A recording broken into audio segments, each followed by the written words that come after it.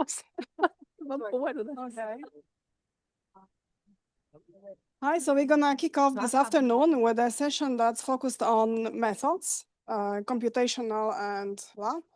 And our first speaker is Reka Toth from Luxembourg Institutes of Health, who's gonna tell us everything about best practices and also pitfalls that we can fall in analysis. And this talk is brought to you by NBIS, National Bioinformatics Infrastructure Sweden. And we're here to help you to design experiments and analyze the data and also teach you all about bioinformatics. So hi, welcome back after lunch. And also I would like to welcome all the participants who are online because this talk is also going on online. So this is why all the setting needed to be changed. So yeah, so after the really interesting talks that we heard this morning about what cool stuff we can do with methylation, I would like to dig a bit deeper into the technicalities. So how we get to the point where we can work with the methylation data. And especially I would like to focus on the methylome sequencing analysis. So first of all, why would we want to do methylome sequencing analysis? We all already heard a lot about the Illumina array-based methods, that they are relatively easy to handle, they are fast to process, they are reliable, they have a high coverage, there are plenty of methods to work with this data, already a lot of reference data available, and of course the cost is low. Compared to the methylome sequencing, but it's still quite challenging. So the processing requires much higher resources. The coverage is smaller. Some methods are still not well established, and the reference data availability is still low, although it's improving. But of course, the cost is much higher. So what we can do with the whole genome methylome sequencing, what we get is the whole genome coverage, of course. So this is really important if we are interested in regions, for example, the heterochromatic regions or the CTCF binding sites that are not well covered by the Illumina array. And I think there is still quite some potential there that were not covered by previous studies. Of course, if we want to go ultra low input, for example, cell-free DNAs or sorted cell lines, then we might also choose the methylome sequencing. And also the array-based methods are not available for all the species. So if we work with a species other than human or mouse, then we can go with the methylome sequencing as well. So there are three main steps with working with the methylation data. Of course, we first have to process the raw data into methylation calls. Then we have to do some quality-based filtering and cleaning of the methylation calls to process the data, to prepare the data for the actual data analysis that we want to do. So first, I will talk about the row sequencing to methylation calls. So it's seemingly not a difficult process, right? So it's just like all the other NGS processes. We have 4 steps that we need to take. The first is the read processing. So we need to, for example, remove the adapters from the reads. The second one is the alignment. We need to align the data to the reference genome. Of course, with the methylome sequencing, it's more challenging. We also heard about it, that it's a special type of alignment that needed to be done. The post-processing, for example, the duplicate removal and the methylation calling itself, where we say from one CpG site if it's methylated in a given read or not. There are plenty of tools available. So here I'm just listing a few tools that you can use for read processing, alignment, post-processing, and methylation calling, but there are plenty of other tools available. And this is exactly the problem. So you can just say that, okay, I will choose one tool for each of the steps, and I will go with that one. Or you can go with very well-established established methods. For example, the Bismarck protocol is quite commonly used. But the problem is that many of these tools are actually also compatible with many other tools, and this is the same for alignment, post-processing, and methylation calling. And at the end, it's a really endless list of possibilities of possible pipelines that you can set up that are altogether, I don't know, hundreds and thousands of different combinations of pipelines that you can choose from. So it's very easy to get lost in the labyrinth of pipelines. So this is why we decided to kind of set up a little competition for these pipelines that are available. And this work was co-led by Pavlo We started it at the German Cancer Research Center. Pablo is currently working in Leuven. And we worked together with UU to establish this pipeline Olympics, this competition between the computational workflows.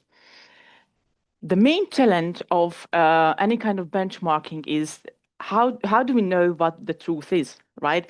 So we, of course, always just kind of estimate the methylation pattern using some techniques, some pipeline, but how do we know what is the truth there? So to circumvent this problem, we used data from this paper, like samples from this paper that was published in 2016, in which they tested different targets in DNA methylation assays. To do that, they selected some regions in the genome that they measured with many different assays in many different labs, and they summed up the results to establish so-called gold standard regions, so regions that were measured by multiple technologies, and where most of these technologies and most of the measurements agreed on, this was established as a ground truth.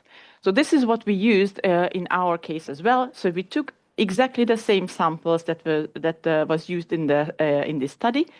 It's 2 colorectal cancer patients, 2 normal and 2 tumor samples. And we used 5 different library preparation protocols to generate sequencing data. And the processing was done using these pipelines that we selected. I will show them later, and using a common workflow language wrapper around them. Then we collected the results and analyzed the data. So these are the pipelines that we selected for the initial runs. You can see that this is 10 different pipelines. The criteria was that we really wanted to select pipelines, so not just the individual tools, but pipelines that are able to handle all 4 steps. We wanted to go with tools that are relatively well known, so we selected those that have at least 10 citations per year, and also the ones that are regularly maintained. You can see that we are covering quite a selection of the programming languages, and also quite a selection of the different tools for all the 4 steps that I showed you, and different strategies for alignment and different strategies for methylation calling. So these are the protocols that we chose to test. So we had a whole genome bisulfite sequencing done, which was ultra deep in this case. So we used 2 lane on an X10 machine, so that the coverage is really high in this case. Very surprisingly, compared to the other pipelines, we do not see this higher peak at exactly 1. And this was the result of the very high coverage. So if we downsampled the reads, then we did see this peak at 1. So this was a standard Illumina sequencing. Then we used 2 protocols that were established to work with lower input data. One was the SWIFT protocol, and the other one was the enzymatic conversion protocol, the EM-seq. So here are 2 protocols that are not really well known, I think. That both of them are for ultra low input DNA. Even with the p-bet, you can go even down to single cell resolution. And then you can see that also the distribution of the methylation calls were a bit shakier. It's because we worked with them in an ultra low input setting as well. So one of the first diagnostic plots that we did is a so-called M-bias plot. I really like this plot because you can immediately see if there is something wrong with your reads. So what you do here is that you show the methylation beta value for each of the positions in the read. So it's the mean methylation value. And what you expect is a straight line from the end to the beginning. And you can already see these drops here and then these high parts. So this is usually the result of the library preparation itself. So for example, the incorporation of unmethylated cytosines, this is perfectly normal. It's just that you have to be aware that you can't take them into account when you do the methylation calls. So here you can already see a quality issue. Unfortunately, one of the samples, when we got to the EM-seq, one of the samples was a bit degraded. And this is, as I said, you can immediately see on the M-bias plot that with this sample, there was a problem.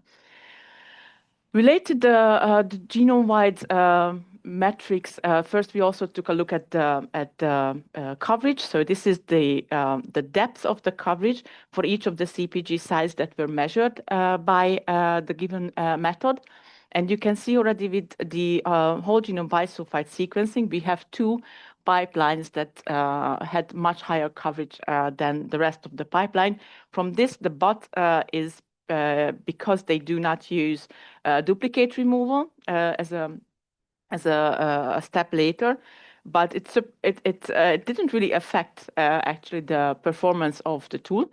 So it seems that the duplicate removal is not necessarily essential to processing the methylation data, and FAME just counted twice the coverage for the overlapping reads, and this is why we see a higher methylation, higher coverage here. And of course, you can see that the deeper the sequencing, we get quite uniform coverage across the samples, even with EM-seq and SWIFT. But PBAT, which is a very specific protocol, it's called post-bisulfite adapter tagging. We do see a really high variability in the coverage of the sites. This is most probably due to the presence of so-called chimeric reads. Chimeric reads are also present in other sequencing methods, but in PBAT and also in single-cell methods, they can be more common. So these are reads that are coming from two different parts of the genome, and with this protocol, it's actually quite substantial, and some of the tools are able to handle it, and some of the tools are not. And this is why we see this big difference in the alignment. So what we also measured then as one of the metrics is a genome-wide so-called discrepancy score. For each of the CpG sites, we compared the different tools in a pairwise manner and calculated the mean discrepancy for the CpG site. And you can see with the darker colors, the higher the discrepancy is, so they are not agreeing as much. And with the yellow color, they are agreeing very well.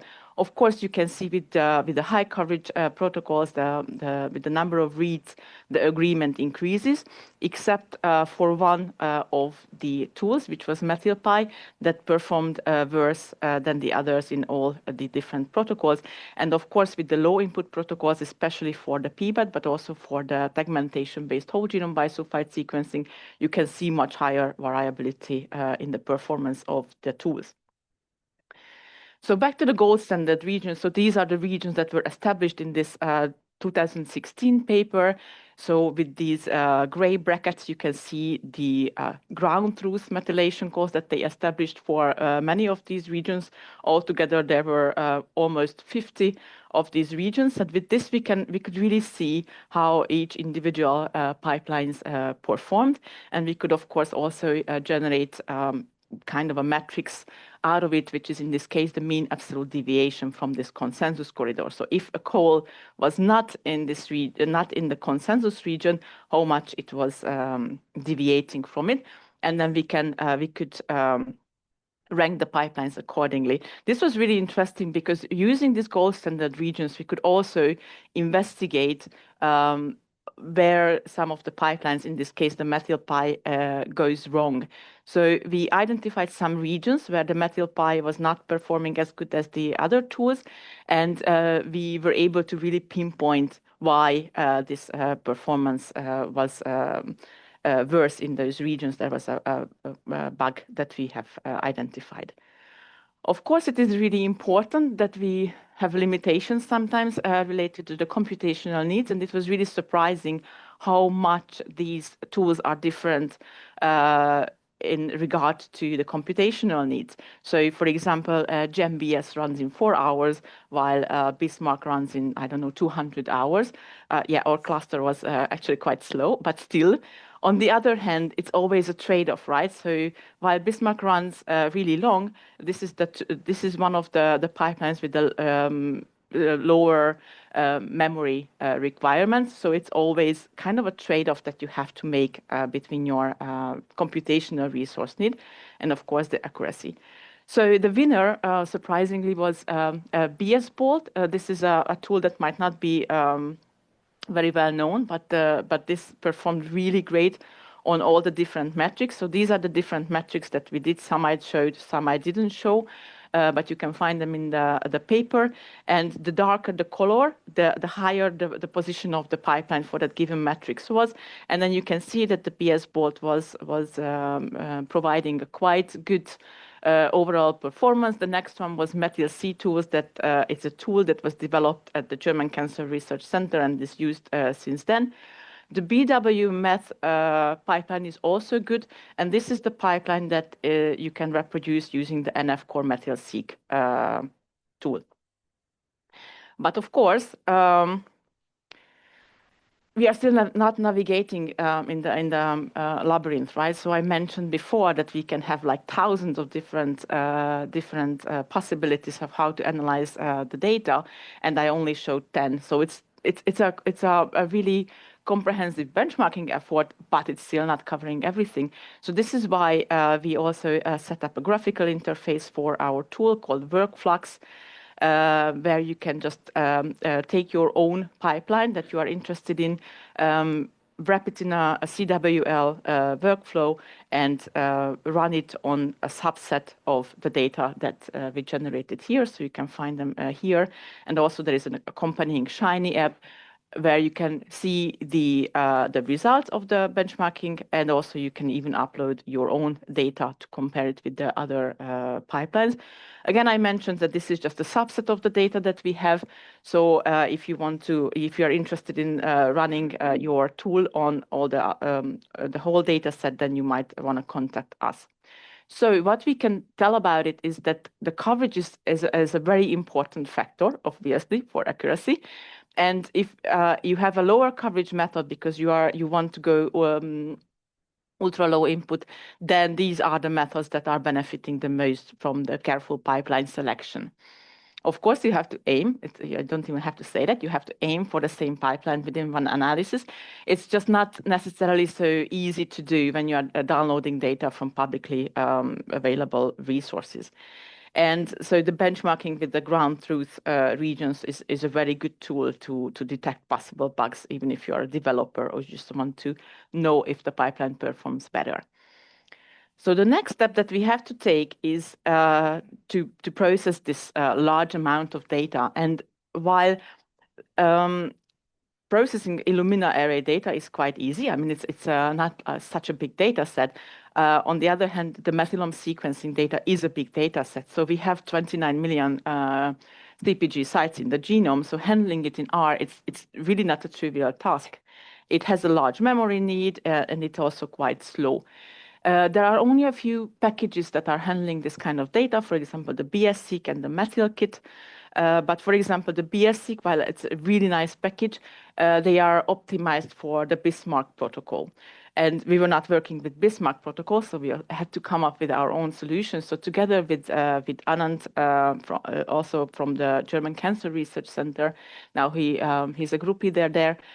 We developed this tool called Matrix. This is a bioconductor R package for working with methylation sequencing data. And I think the nicest part of it is this generic bad graph reader, so that you can optimize with your own workflow. So it works with virtually all different pipelines, including the Oxford Nanopore modkit. And it's also very easy to really optimize it for your needs. So you can decide that, okay, I can go slower, but I have a limited amount of memory on my computer. So then I don't mind going slower, but I just want to keep the memory requirements really low. Or you can go faster if you have enough resources. And the resulting matrix object can also be stored in the memory or on disk. So if you have low memory, you can still work with quite a large number of whole genome methylome files. We also provided quite some helper functions, so to say. So to do the tasks that are generally very simple with the array data, but it's kind of challenging with the whole genome methylome data, for example, the SNP removal, so removing the sites that are overlapping with SNPs in the genome, or to mask the sites that have low coverage and also to filter them later. We, of course, offer tools for visualization, and we also are compatible with BSSeq. So here you can find a small description, kind of a best practices on how to do this, how to do all these quality steps with the metrics. So if you would just want to start with the package itself, then I would recommend to go to this document and check how it works. Very important that that the tool is reference-based. So when we read in the data, we use the genomic reference. This also allows us to generate very nice genome-wide reports. So like, for example, on how many of the CPG, the reference CPGs are covered. This is very easy with this tool because we already collect the statistics when doing the reading in. So we are also developing this package further. So what we want to do next is that we want to make it available for not only CPG methylation, but other modifications, for example, M6A modifications from nanopore. And then with this processing, we're already at the analysis of the methylome data. Of course, I won't go into details because there is many possible usage of this methylation data. I just want to mention some quick things that we need to be careful with. So if we do the differential methylation calling, it is very important for the sequencing-based methods that we are using a coverage-aware DMR caller. So not necessarily the lemma, because it just works with the methylation value itself, but tools like the DSSR package that is taking into account if a site is lower in coverage. So currently, we have to go through, with the metrics, we have to go through BSSeq, but we are working on the native support of this DSS package. And again, there are lots of things that were established for array-based data that are not necessarily so easy to do with methylome sequencing. One of them is the epigenetic clocks, but with the region-based filtering that we implemented in metrics, it's actually quite easy to do, to identify the CPG sites that are required for the epigenetic clock and calculate the epigenetic clock itself. However, this is really important to say that not all the epigenetic clocks were validated for sequencing data, and the data is not exactly the same, just to keep in mind that it's not necessarily working, but it can be a good indication. So together with Daniel, my PhD student, we also developed a super lightweight tool. This is just basically a bunch of functions to calculate the cell type composition from methylome data, because again, it's quite big, so it's not an easy task to do. And this one works with bulk and also cfDNA methylomes. It's just a very simple implementation of the well-known reference-based Hausmann algorithm. So it requires a reference, but we are very flexible on the source of the reference data.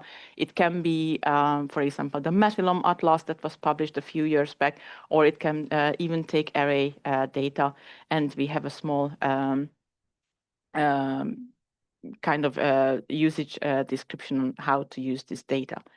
So with this, I would like to thank you for your attention, and of course, thank to this super nice group at the LIH where I'm currently sitting, and the German Cancer Research Center where we started many of these projects together with the main collaborators. But of course, it was really a big effort, especially the benchmarking study from many different people. So thank for all the co-authors who were participating in the study, and of course the funders. Thank you.